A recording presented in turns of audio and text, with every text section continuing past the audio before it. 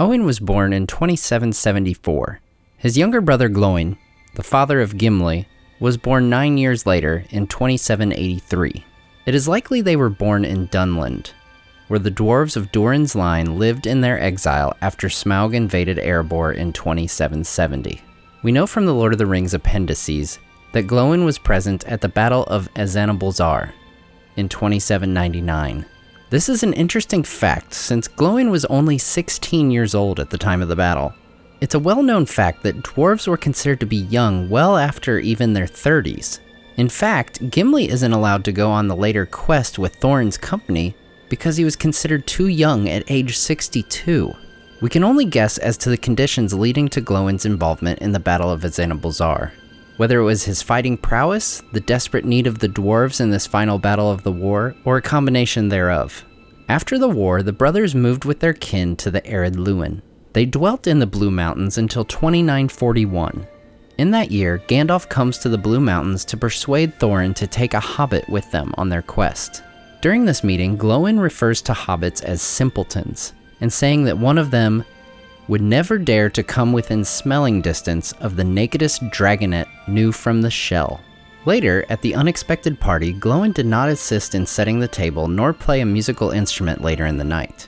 After Bilbo has his moment of fright, he overhears Glóin say the words given to Thorin in the film version, noting that Bilbo looked more like a grocer than a burglar.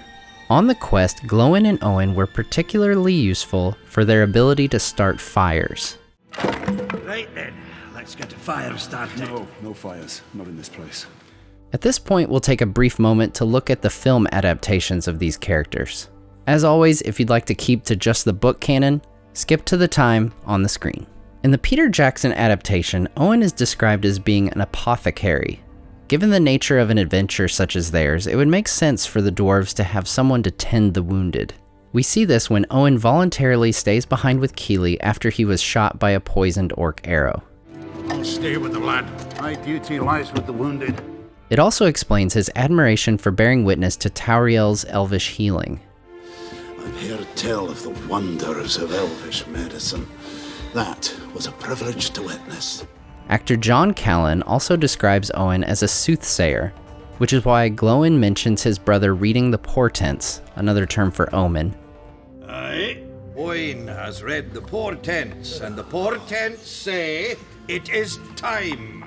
According to Óin, the portents are that birds are being seen flying back to the mountain. And the birds of yore return to Erebor.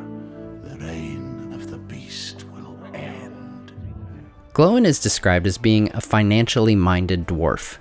While he is vigilant when it comes to money, in the end, their homeland and passing things on to his family are most important to him.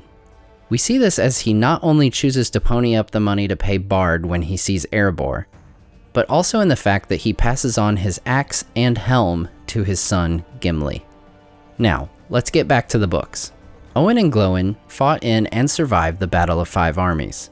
They were given their share of the treasure by King Dain Ironfoot and settled in the Lonely Mountain. Here is where the brothers' stories diverge. In 2989, Óin accompanies Balin and his colony of dwarves in an attempt to reclaim Khazad-dûm.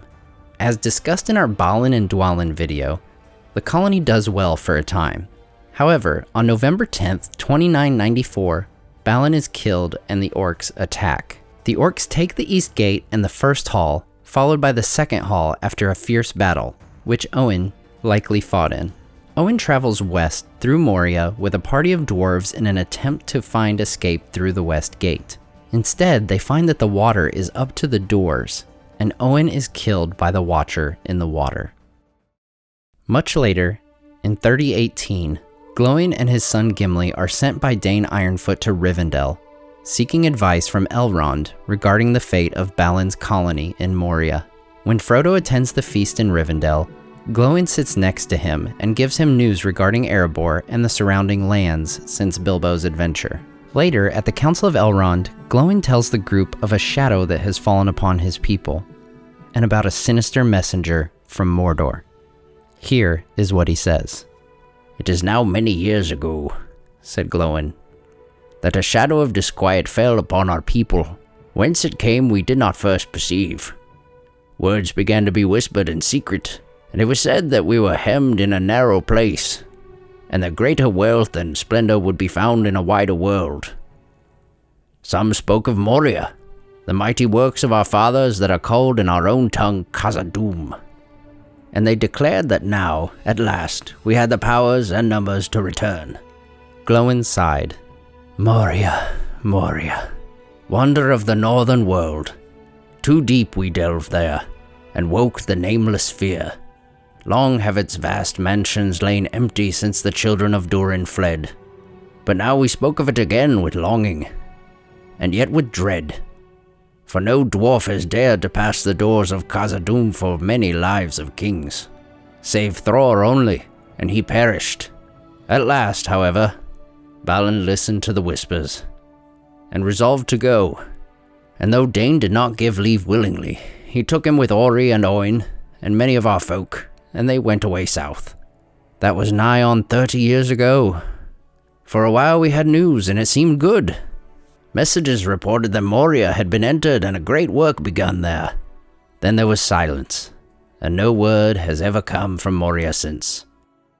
Then about a year ago, a messenger came to Dain, but not from Moria, from Mordor.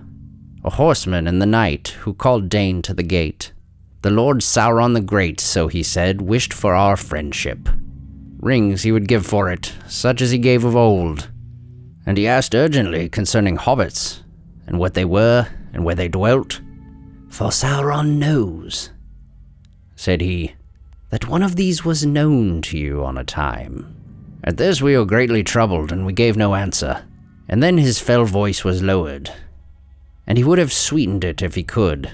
As a small token, only of your friendship, Sauron asks this, he said, that you should find this thief, such was his word, and get from him, willing or no, a little ring, the least of rings, that once he stole.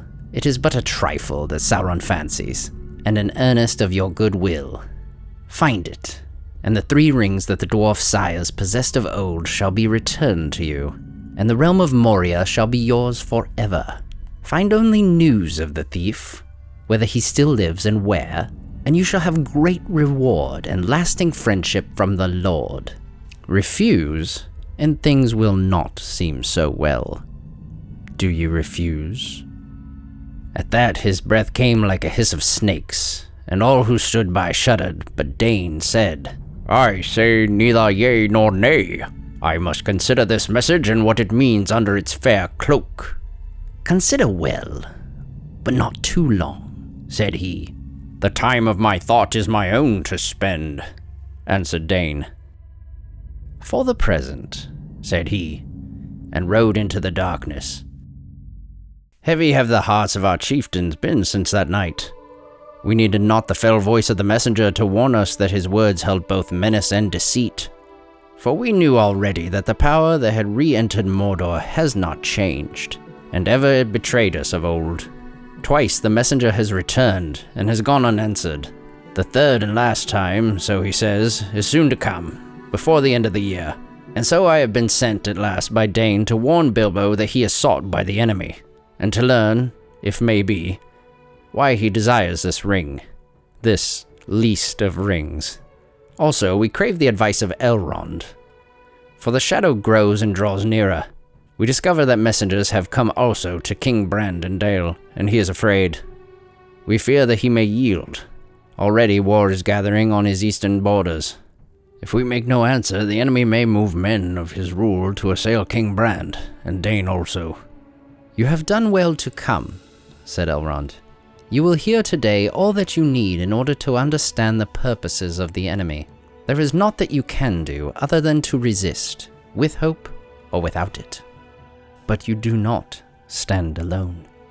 After his son is made part of the Fellowship of the Ring, Glóin probably returned to Erebor, where it's likely he took part in the Battle of Dale, along with many of the other surviving dwarves of Thorin's company.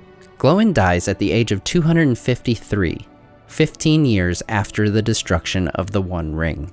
This is plenty long enough for him to have gotten news of his son's deeds during the War of the Ring. Considering that Gimli returned to Erebor after visiting Fangorn and the Glittering Caves with Legolas, we can be optimistic that prior to Glóin's death, he was reunited with his son. Thanks so much for watching. Be sure to subscribe so you don't miss the next video from Nerd of the Rings.